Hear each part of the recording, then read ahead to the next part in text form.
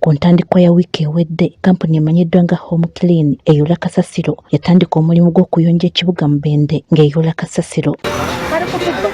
Bano batandika okusolooza abantu ssente, ensimbi eziri wakati w'omutwalo n'emitwalo 4 ng'atazisasula olwo kasasiro tebamuyoola. Tusasula layisinsi ne bajja ne batusaba omutwalo ogwa kasasiro. Nze ndi wa ddala mugirako. Ddala nsasula omutwalo, emitwalo 12 omwaka nga ndi wa ddala mbawadde layisinsi kati ffe tunaalya wafe abanaku. Batugamba nti tuwa layisinsi tuteekako ssente za kasasiro ne tukitegeera oba bamuggyako kasasiro bamuggyako layisinsi kyensaategeera omanya abukadde nabwo si bulungi. Tuve mabega batwalanga kasasiro nga balina gye bamuyiwa kati buno obudde batugamba nga bwe bamutwala ku mmotoka bo bamutwalawo tubawa ssente bagenda mulya buli. Bano balumiriza abakozi ba kampuni okubayisa obubi nga babeweeredde okudda okubaggala. Bazze omukyala yaŋŋambye kimu layisinsi gye twagala era tujja kujja tuyitemu nga tukubanja lisiiti ya kasasiro nga twegirina nga tuggalawo. Bakansala abakiika ku lukiiko lwa Municipaali y'e Mubende bagamba nti si bakukkiriza bizinesi z'abantu kugalwa.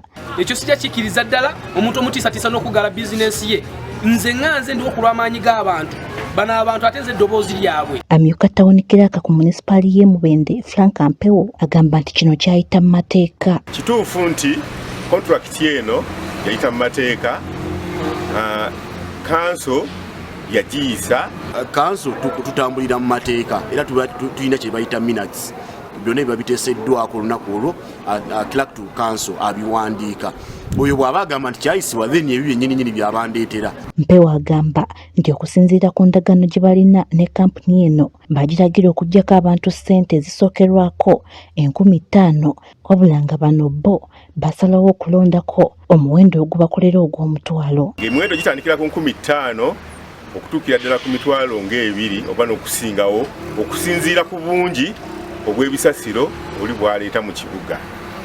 Kati obuzibu obusinga bwavudde kontrakita ye yalondayo omuwendo gumu gwe yagaba ku maduuka gonna. Kampuni eno ekyagenda mu maaso n'omulimu gw'okuyoola kasasiro mu bantu wakati mu kukaayana okw'amaanyi wabula nga tugezezzaako okukubira abaddukanya kampuni eno okubeerako kye boogera naye essimu zaffe teziddibwamu.